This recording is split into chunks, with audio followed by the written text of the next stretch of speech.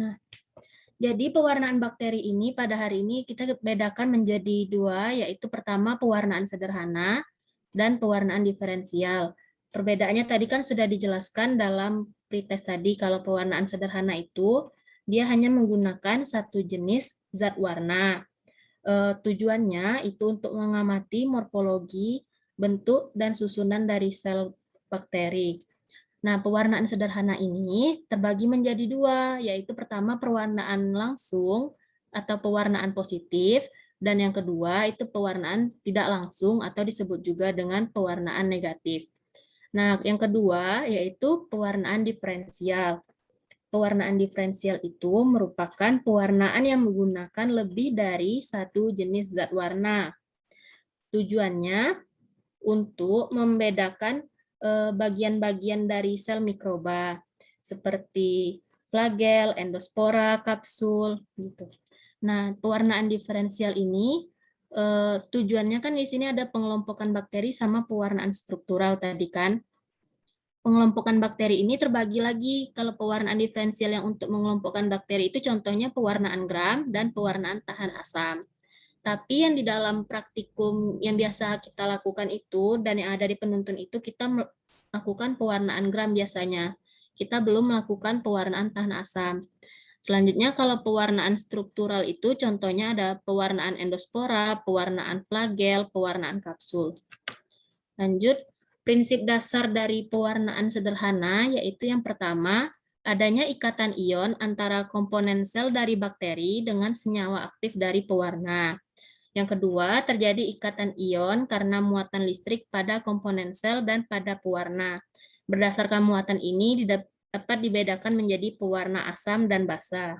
Jadi contoh dari pewarna asam itu yaitu pewarnaan negatif, sedangkan kalau misalkan pewarnaan basa itu contohnya pewarnaan positif. Nah, pewarnaan sederhana pertama itu pewarnaan langsung atau positif. Nah, pada pewarnaan langsung atau positif ini, selnya itu kan terwarnai, nampak di sini ada warna biru, itu selnya yang terwarnai. Kenapa selnya yang terwarnai? Karena pada pewarnaan positif ini kan zat warnanya mengandung muatan positif, sedangkan dari dinding sel bakteri itu bermuatan negatif. Jadi dinding sel bakteri itu menarik zat warna sehingga zat warna dari kromogen positif tadi dari pewarnaan langsung ini terserap ke dalam dinding sel bakteri sehingga bakterinya berwarna. Reagen atau zat warna yang digunakan itu adalah metilen biru, kristal violet, dan safranin.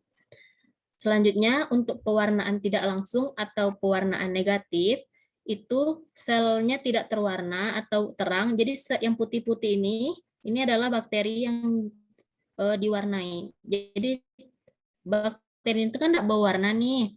Nah, kenapa bakterinya tidak berwarna? Kenapa dia jadi warna putih, malah latarnya yang berwarna hitam? Itu karena kandungan dari homogen zat warna ini kan negatif muatannya, sedangkan muatan dari dinding sel bakteri juga negatif. Negatif sama negatif itu tolak menolak, jadi tidak bisa terserap. Sehingga zat warna itu tidak mewarnai dari bakteri. Reagen atau zat pewarnanya itu contohnya tinta Cina, larutan nigrosin, dan eosin. Cara melakukan pewarnaan tidak langsung ini, pertama kita siapkan dulu kaca objek. Nah, lalu kita letakkan satu tetes dari reagen, misalnya tinta Cina, lalu kita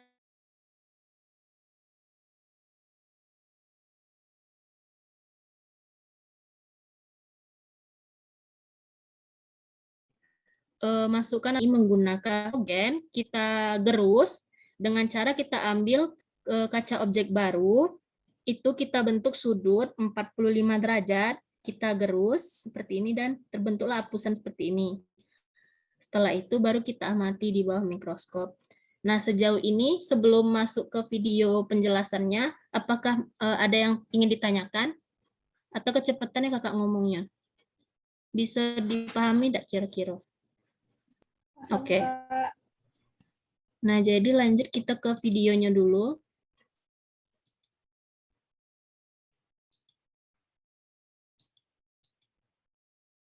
Udah nampak YouTube-nya? Udah, Kak. Oke. Nah, ini kita pewarnaan langsung atau pewarnaan positif. This video lesson, we're going to learn how to do a direct stain using a basic dye. In this case, crystal violet. So we have a air-dried smear of. Nah, jadi di sini di kaca objeknya ini sudah difiksasi bakteri ke atas ini. Jadi cara memfiksasinya itu kita ambil bakteri dari misalnya dari cawan Petri atau dari tabung reaksi menggunakan jarum OC secara aseptik atau secara steril. Secara steril itu maksudnya jarum OC itu pertama kita bakar dulu di atas bunsen sampai membara. Nah, setelah membara atau berwarna merah dia jarum OC-nya itu, kita masukkan jarum OC itu ke dalam tabung reaksi, tapi kita jangan kenain ke bakterinya dulu, kita kenakan ke agarnya. Jadi ketika jarum OC-nya udah dingin kena bersentuhan dengan agar, baru kita sentuhkan ke bakteri. Nah, setelah itu kita panaskan mulut tabung reaksinya, kita tutup lagi menggunakan kapas atau penutup tabung reaksi yang biasa disebut pocong-pocongan. Lalu baru kita geruskan bakteri tadi yang dari jarum OC di atas kaca objek yang sudah ada 1 tetes Aquades. Baru kaca objek ini yang berisi bakteri tadi kita angin-anginkan di atas bunsen, tapi jangan sampai terbakar, jadi dia udah difiksasi sampai dia kering. Nanti pas pewarnaan gram kita kakak tengokin kayak mana cara fiksasinya. Kalau di sini kayak gini, jadi dia sudah ada bakteri di kaca objek ini.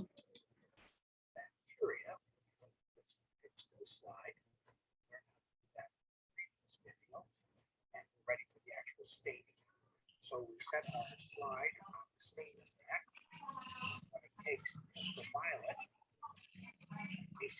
Nah, dia mewarnainya, pewarnaan positifnya menggunakan kristal violet.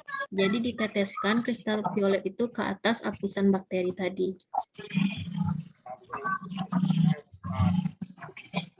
Nah, dibiarkan selama 1 menit.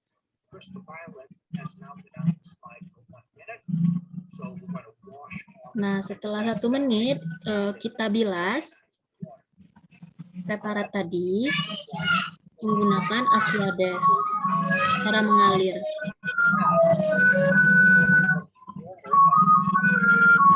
Jadi bilasnya.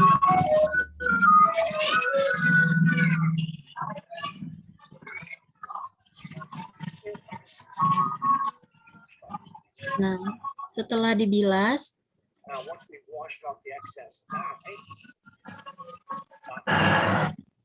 dikeringkan, baru kita amati di bawah mikroskop.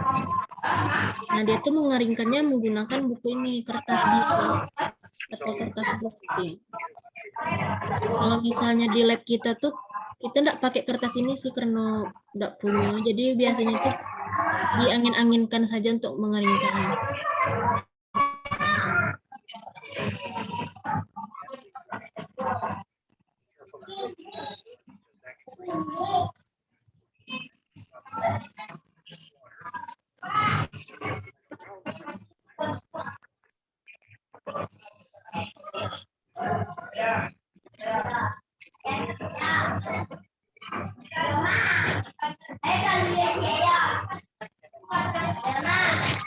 Nah, setelah kering, jadi kaca objek ini yang preparat ini udah bisa kita amatin di bawah mikroskop.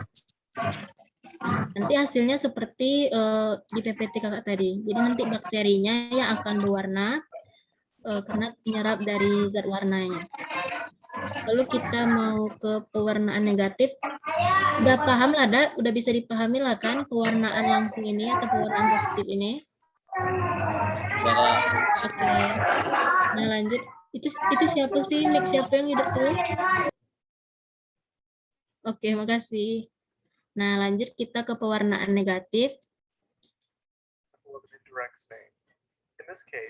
Nampak kan videonya? Nampak. Oke. is applied to the bacteria. Nigrosine is a negatively charged stain. Therefore, the stain cannot penetrate light charge of the cell walls.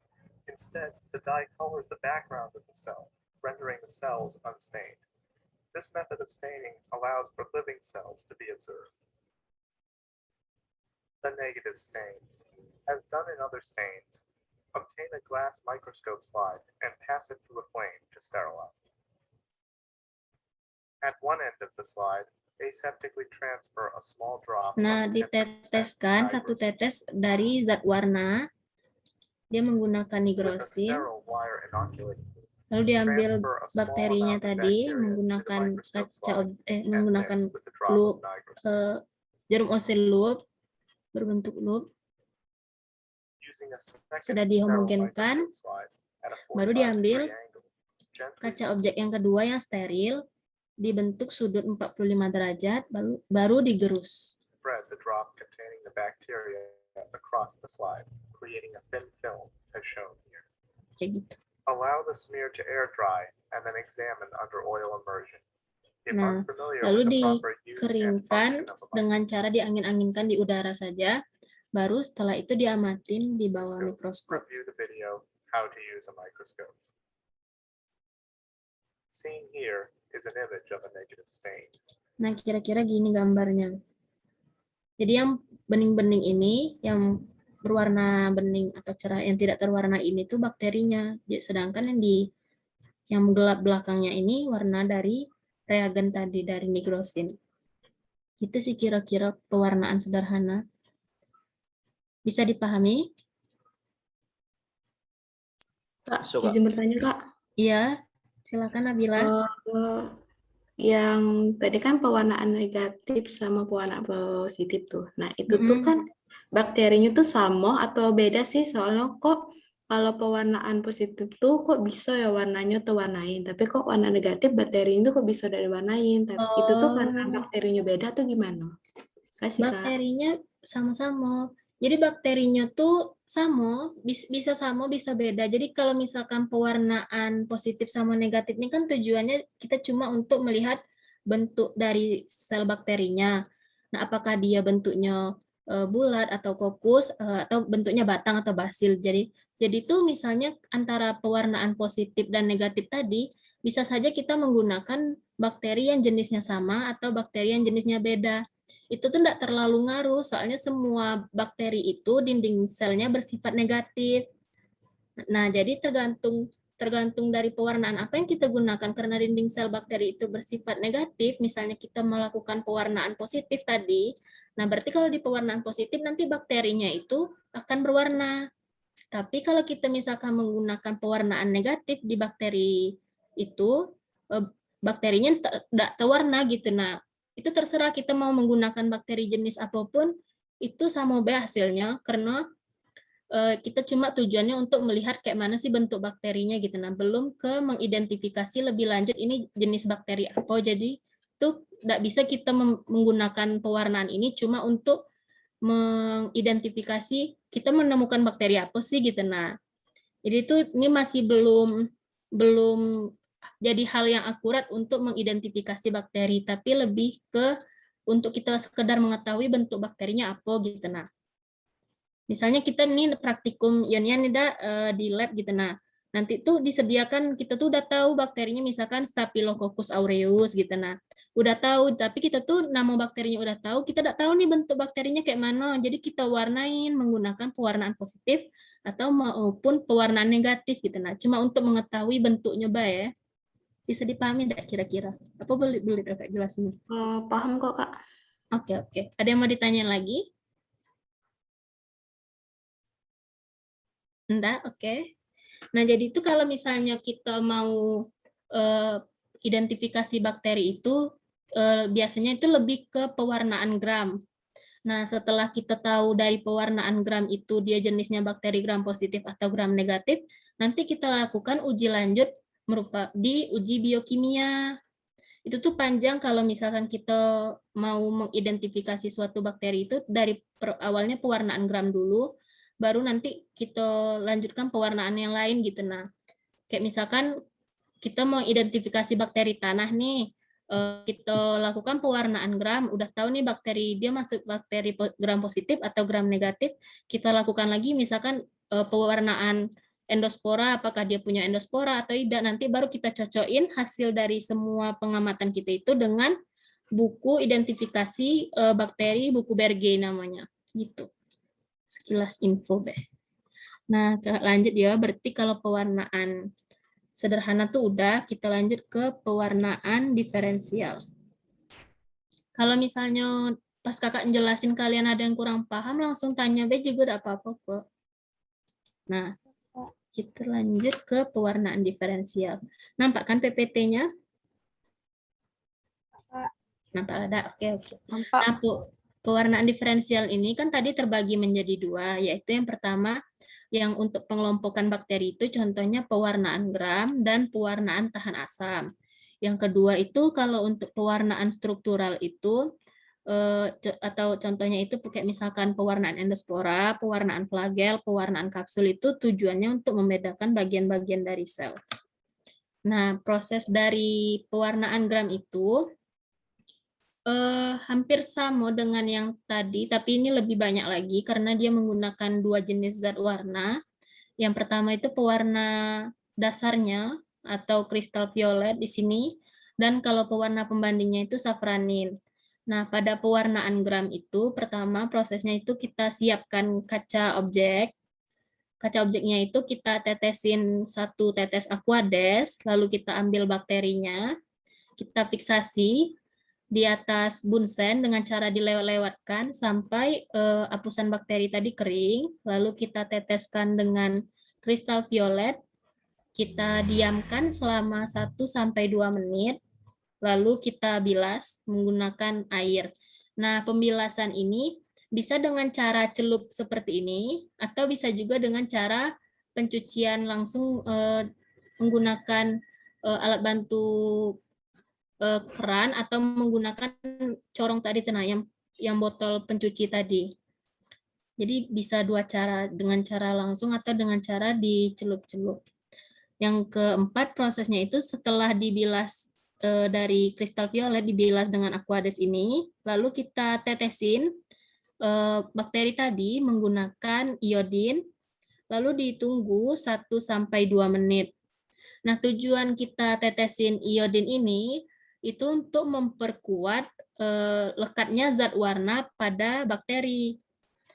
Jadi kalau misalkan dia bakteri gram positif, maka bakterinya itu akan mengikat warna kristal violet. Lalu selanjutnya setelah didiamkan 1-2 menit menggunakan iodin, kita bilas lagi menggunakan Aquades. Lalu setelah itu kita tetesi dengan alkohol 95%. Kita diamkan selama 50 detik. Nah, lalu kita bilas menggunakan air. Lalu setelah itu kita tetesi dengan safranin, ditunggu 1-2 menit, dan dibilas menggunakan Aquades lagi. Untuk lebih jelas, kakak puterin videonya supaya kita tidak ngawang-ngawang. Kalau misalnya tidak terbayang, kita putar video. Oke, kita pilih.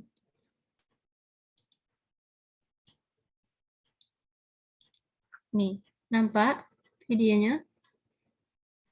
Nampak. Oke. Nah, ini proses dari pewarnaan gram.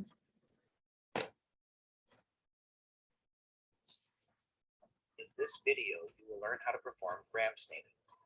This technique utilizes a 4-step staining procedure with 2 different dyes and is one of the first tests used when trying to identify unknown species of bacteria. Using a wax pencil, label a microscope slide with your initials.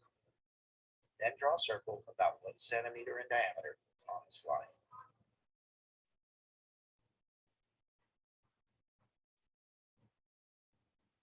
Using a metal inoculation gun, sterilize it by flame.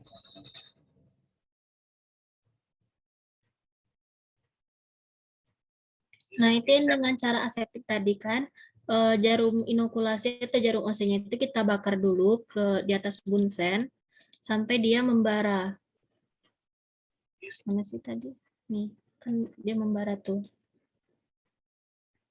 Using aseptic technique, add a drop of sterile water so that a film appears across the Nah, diambil 1 tetes dari Aquades, diletakkan transfer ke the water kaca into the objek. circle drawn by the wax pencil.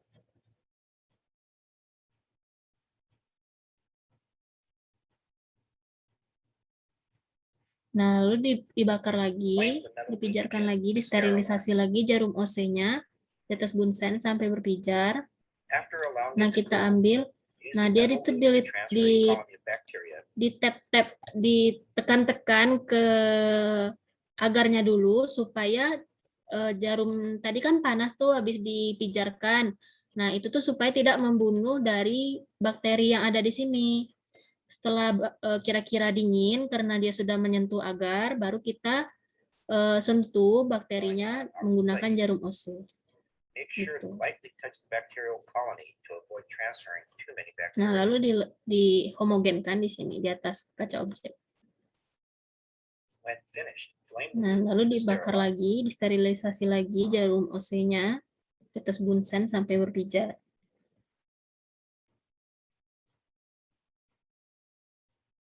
Let the liquid completely evaporate. Leave the Nah, ini kan binding sudah dry kering spot on the nih slide. dari This will apusan take at least 10 bakterinya. minutes.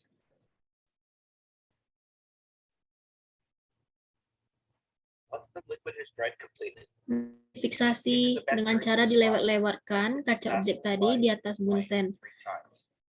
Tujuan dilewat-lewatkan itu supaya bakterinya lebih menempel lagi.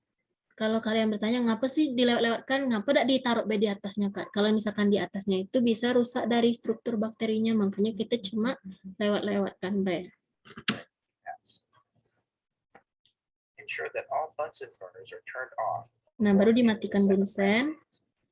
The decolorizer contains baru a kita 9% mau alcohol, netesin zat very warna. flammable. Nah, ini Add kristal a few violet, drops zat of warna crystal kristal violet violetnya. stain to the bacteria. Kita tetesin ke atas apusan bakteri, 1 tetes. Nah, diamkan selama 1 menit katanya.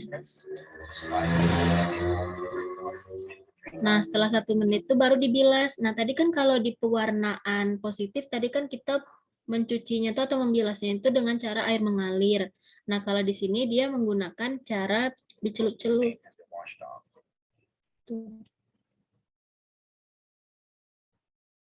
Nah, setelah dibilas, baru kita tetesin iodium atau iodin tadi, yang berfungsi sebagai mordan atau untuk mengikat dari zat warna. Rinse the slide in a beaker of water until most of the iodine is gone. Lalu dibilas. A second beaker of water can be used to ensure most of the iodine has been rinsed off.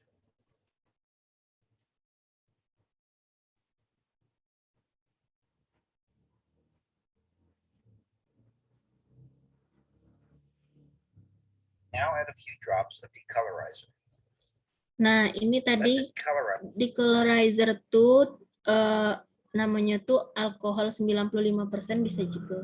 Karena fungsinya untuk membilas atau mencuci dari, kalau misalkan fungsi dari alkoholnya itu untuk mencuci lapisan lemak dari bakteri gram negatif, sehingga bakteri gram negatif itu nanti bisa terwarnai oleh zat warna safranin, sehingga bakteri gram negatif itu nanti berwarna merah muda. Sedangkan kalau misalkan gram positif itu nanti warna ungu. at a 45-degree angle until Kenapa dia warna ungu kalau gram positif itu? Karena gram positif itu kan dinding selnya itu kandungan lemaknya sedikit dan lebih tinggi kandungan dari peptidoglikan. Jadi sehingga waktu pencucian dengan alkohol ini, dinding selnya itu tidak larut, jadi tetap mengikat warna dari kristal violet tadi, jadi tetap warna ungu. flows clear. Nah, cara memberi alkohol 95%-nya pun dia pakai sudut 45 derajat. Kayak gini.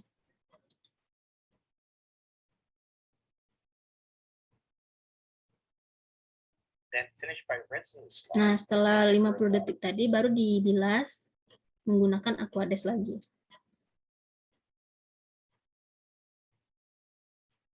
Setelah itu baru Counter ditetesin stain by dengan adding safranin stain pewarna to pembanding cover atau bacteria safranin. and let it stand for 1 minute. Nah, didiamkan 1 menit. Setelah 1 menit, kita bilas lagi menggunakan After 1 minute, Aquades. completely rinse the slide in water.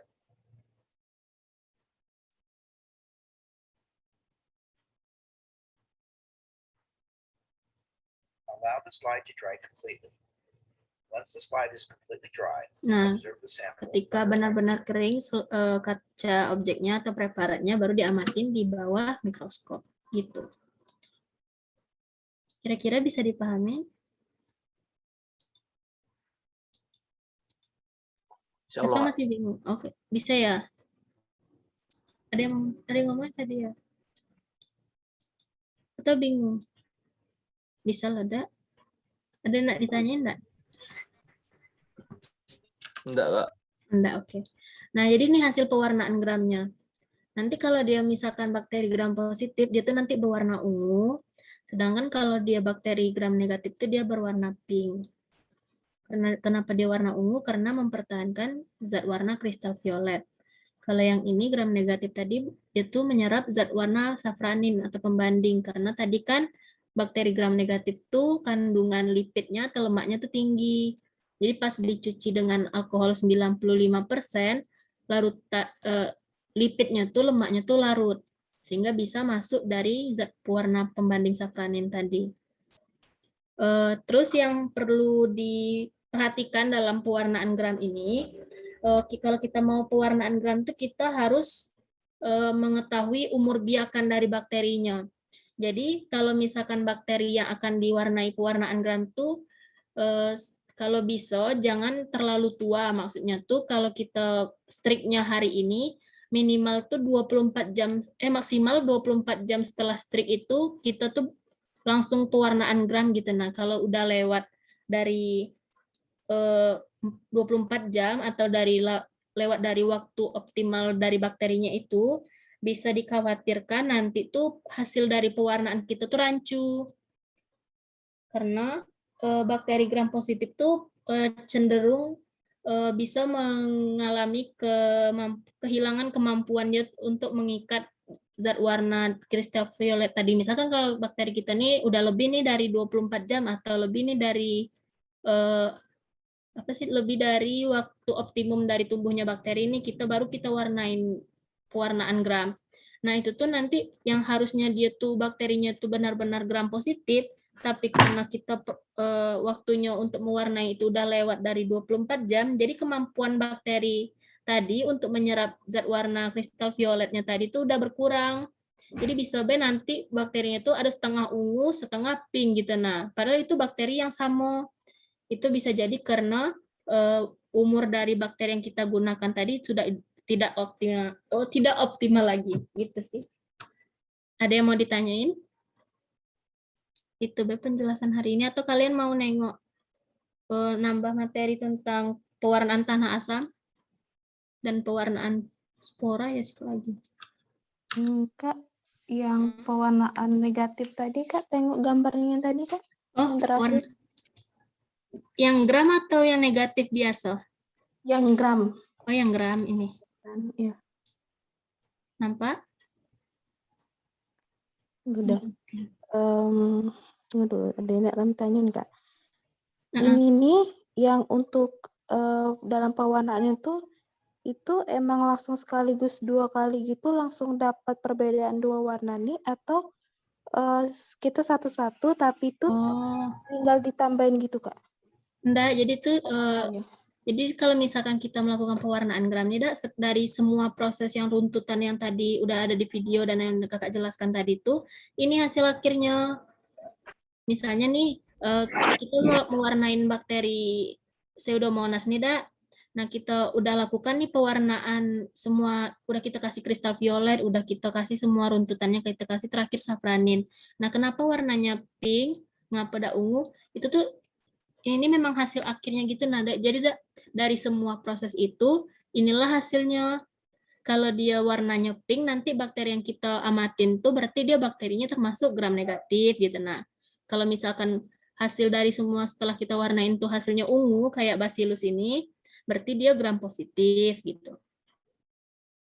Jadi dari semua runtutan itu nanti hasil akhirnya pasti salah satu dari 2 ini. Atau bisa saja warnanya ungu sama pink tadi.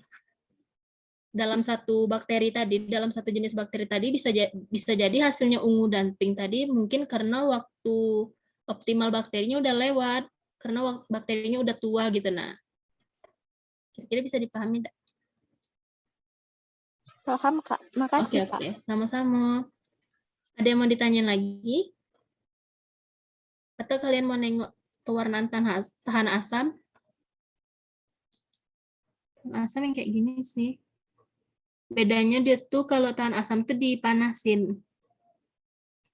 Dia tuh kan menggunakan karbonfusin, terus dipanasin, lalu dicuci dengan alkohol, asid alkohol yang asam, yang terdiri dari 95% etanol ditambah dengan 3% HCl.